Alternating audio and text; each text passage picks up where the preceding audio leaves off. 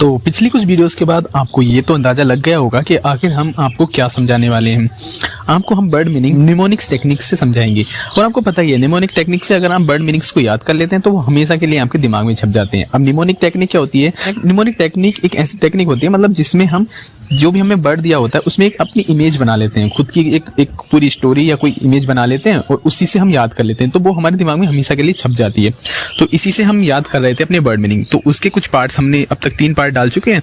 अगर आपने नहीं देखे तो आप जाकर देख लो। तो बढ़ते हैं अपने वर्ड की ओर। तो हमारा वर्ड है मैग्निफिसेंट, MAGNIFICENT। इसका भव्य है ना। अब इसे याद कैसे करेंगे? याद करने का भी सिंपल है। अगर हम इसमें MAGNI मगनी को अलग कर दें तो हमारा क्या होता है? मगनी। मगनी को क्या कहते हैं? सगाई कहते हैं ना। जब किसी की कहते हैं ना कि यार इसकी मंगनी हो गई है, फिल्मों में भी आपने सुना होगा काफी कि इसकी मंगनी हो चुकी है, मतलब इसकी सगाई हो चुकी है। अब सगाई जो होती है वो कैसी होती है भाई? एक शानदारी तो होती है, भव्य तो होती है ना। सगाई को, अपनी मंगनी को एक अच्छा मतलब भव्य बनाना चाहते हैं, शानदार बनाना चाहते हैं, तो इसी से हम यूज कर सकते हैं मैग्निफिसेंट, शानदार, यानी मैग्नी मंगनी। ठीक है। Next word inflammatory, INFLAMMATORY, inflammatory. इसका मतलब होता है उत्तेजक या भड़काऊ। अब इसे याद करने का बहुत ही सिंपल तरीका है। IN को अलग करें, इसमें हो गया में, इन माने में, फ्लेम FLAM, तो फ्लेम हो जाएगा आग, है ना। TORI थोड़ी, है ना। अब इसे हम यहाँ से देख सकते हैं फ्लेम, फ्लेम माने क्या होता है? आग भाई। जब आग और इसके बाद TOR भाई थोड़ी, तो जब हम देखेंगे कि यार अब कहीं पे आग लगी हुई है थोड़ी सी, तो क्या होगा? आग भड़काने के हिसाब से हम याद कर सकते हैं कि अगर हमें कोई भी चीज उत्तेजक लग रही है या भड़काऊ लग रही है तो उसे हम वहां पर ये कह सकते हैं कि भाई इन्फ्लेमेटरी है। फ्लेम तो आपको सबको पता ही होता है, आग होती है, तो आग से हम इसे यहाँ से रिलेट कर सकते हैं। इन्फ्लेमेटरी मीन्स भड़काऊ।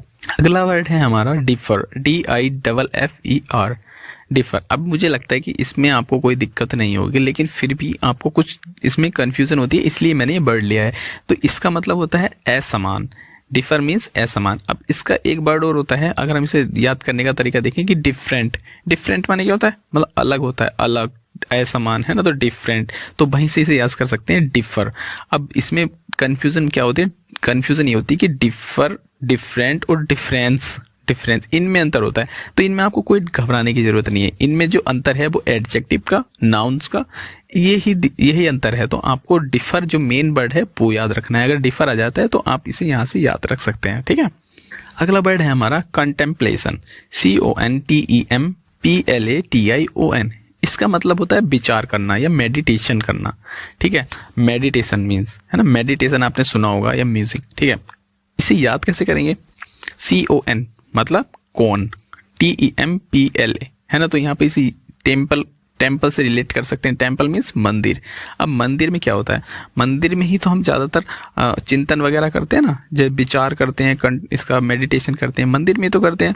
तो इसी से हम याद रख सकते हैं कि कंटेम्पलेशन, है ना। या फिर एक तरीका और है, इसका मतलब मेडिटेशन या विचार करना होता है। तो ऐसे भी याद कर सकते हैं कि जैसे अगर कोई एक इंसान है वो सोच रहा है कि यार हम कहीं मंदिर में गए थे, तो कौन से मंदिर में गए थे, है ना। तो कौन, CON कौन, TEMPLA मंदिर, टेम्पल, है ना। तो यहाँ से कौन से मंदिर में गए थे, हम भूल गए, है ना थोड़ा सा, तो वो ये कौन सा मंदिर था, तो वहीं से हम याद रख सकते हैं कि कौन सा मंदिर था। एक इंसान ये सोच रहा है ना, तो विचार कर रहा है, तो इसी से याद कर सकते हैं कि कंटेम्पलेशन मीन्स विचार करना। Next word is starvation. Starvation means होता है भूख। अब इसे याद कैसे कर सकते हैं? स्टारवेशन, अब एक इंसान को भूख लगी हुई है, ठीक है। आप यहाँ से देखो, एक इंसान को भूख लग रही है, तो वो कह रहा है कि मुझे पकौड़ी बनानी है, पकौड़ियाँ वगैरह बनानी है। अब वो उसे पकौड़ियाँ बनानी है। अब बनाने के लिए वो कह रहा है कि यार मुझे ना, पहले मैं एक बेसन लेकर आया था, जो पहला वाला जो बेसन लेकर आया था वो बहुत अच्छा था, तो उसे बार बार याद नहीं आ रहा उसका नाम। तो वो कहेगा अरे उस बेसन का नाम था स्टार, है ना। उस बेसन का नाम स्टार था। तो इसी से याद कर सकते हैं कि स्टार बेसन, यानी कि स्टार जो बेसन था उससे मैंने पकौड़ियाँ बनाई थी क्योंकि मुझे भूख लग रही थी। तो स्टारवेशन मीन्स भूख। तो बढ़ते हैं अपने नेक्स्ट वर्ड की ओर। तो हमारा नेक्स्ट वर्ड है डिटेस्ट। Detest, DETEST, detest. इसका मतलब होता है घृणा करना या नापसंद करना। ठीक है। जैसे इसका सिनोनिम्स हो जाते हैं हेट, एवोर, डिस्पाइज।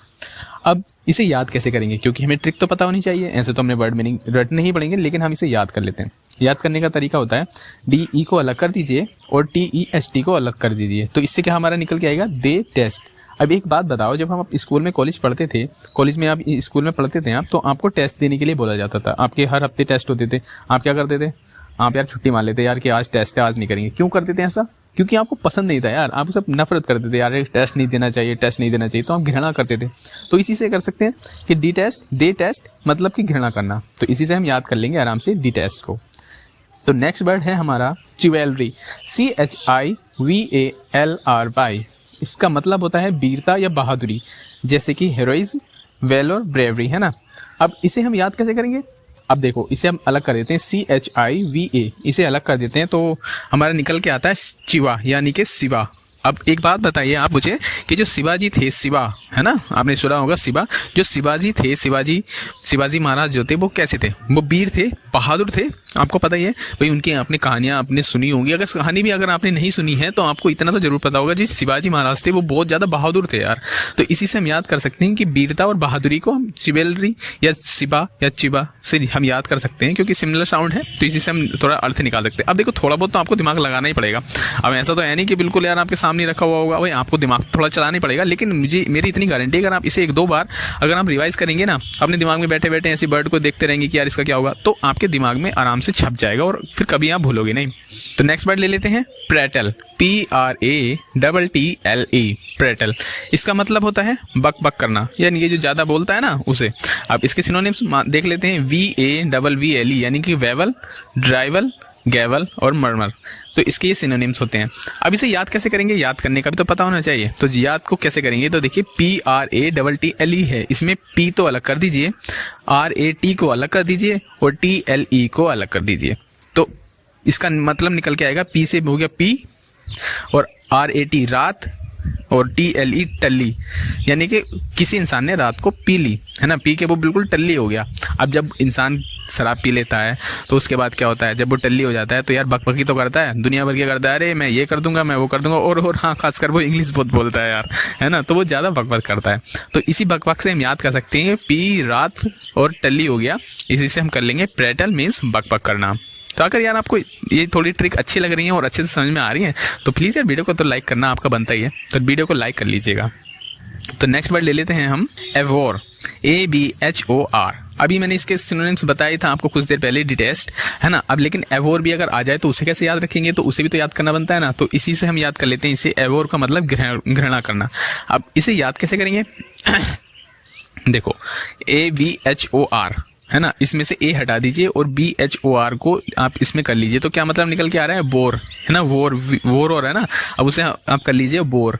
अब एक बात बताऊं आप मुझे, जब कोई इंसान बोर होता है, मतलब कि यार कोई इंसान बोर कर रहा है, जैसे कि आप ऐसे ले लीजिए कि आप 3 या 4 लोग हैं, ठीक है, और कोई इंसान आपको ना बोल बोल के बहुत ज़्यादा परेशान कर रहा है और वो बोर कर रहा है, उसे लग रहा है कि यार इसने बोर कर दिया मुझे बोल बोल के, है ना। या फिर कोई इंसान चुप बैठा हुआ है तो वो चुप रह के यार ये तो कुछ बोल ही नहीं रहा यार, मैं तो बोर हो रहा हूँ, है ना। तो जब वो ऐसे बोर हो जाएगा तो क्या करेगा यार, उस इंसान से घृणा ही तो करेगा, कहेगा कि यार मैं कहाँ फंस गया यार, इसने तो मुझे बोर करके रख दिया, है ना, बस यार जल्दी से यहाँ से निकल लो, है ना। तो वो उसे क्या करेगा, उससे नफरत तो करेगा, सीधी सी बात है ना। तो इसी से हम याद कर सकते हैं कि एवोर यानी कि बोर हो रहा है कोई इंसान, तो उसी से निकल के आ जाएगा हमारा घृणा करना। भाई थोड़ा सा आपको दिमाग तो देखो लगाने पड़ेगा, लेकिन इतनी मेरी गारंटी है, अगर आपको एक बार समझ में नहीं आ रहा है ना तो आप दूसरी बार वीडियो को देख लीजिएगा और आपको अच्छे से दिमाग में घुस जाएगा और बिल्कुल अच्छे से आपके एग्जाम वगैरह क्लियर हो जाएंगे। और एक बात याद रखना कि SSC एग्जाम अगर आप दे रहे हो ना, तो SSC एग्जाम में ये हमेशा पूछे ही जाते हैं इनमें से वर्ड, क्योंकि ये सारे प्रीवियस ईयर आए हुए क्वेश्चन ही हैं।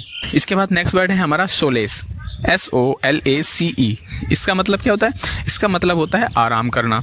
अब इसे याद कैसे रखेंगे? SO को अलग कर दीजिए और LA को अलग कर दीजिए, तो इससे क्या निकल के आएगा हमारा? सोले। अब हमें देखना है कि भाई देखो, अगर कोई इंसान कह रहा है कि सोले यानी कि वो सो रहा है, तो सोता कैसे है? मतलब लेट जाएगा ना चुपचाप जाके। अब जब वो कोई सोगा ऐसे तो वो आराम ही तो कर रहा है भाई, पहले उसने आराम करा और आराम करते करते सो गया, है ना, सोले, है ना, आराम से। इसे हम याद कर सकते हैं सोले, यानी कि जो इंसान सोने के लिए जा रहा है तो भाई आराम करते करते तो सोता है, तो इसी से हम याद रख सकते हैं सोलेस मतलब आराम करना।